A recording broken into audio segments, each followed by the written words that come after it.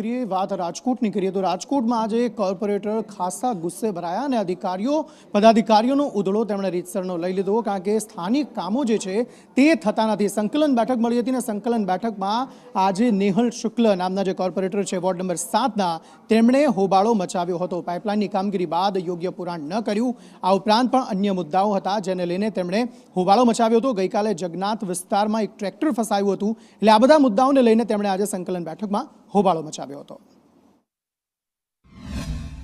રાજકોટ મહાનગરપાલિકા ખાતે સંકલન કમિટીની બેઠક છે તે મળી છે। મેયરના અધ્યક્ષસ્થાને તમને આ સીધા જ દ્રશ્યો છે તે બતાવી રહ્યો છું કે અંદર સંકલન કમિટીની બેઠક છે તે ચાલી રહી છે।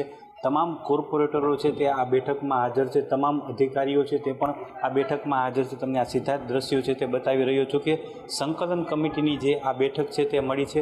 રોડ રસ્તાના પ્રશ્ને મેયર છે તે ઉગ્ર બન્યા હતા, અધિકારીઓને ખખડાવ્યા છે, તેમજ જે નેહલ શુક્લ છે તેને પણ અધિકારીઓને કહ્યું હતું કે વોર્ડ નંબર 7ના કોઈપણ પ્રશ્નોની રજૂઆત કરવા માટે જાય તો એક પણ અધિકારીઓ છે તે ગણકાતા નથી। મેયર અને ધારાસભ્યને જ માત્ર જવાબ આપવામાં આવે છે, કોર્પોરેટરનો કોઈ સાંભળતા નથી।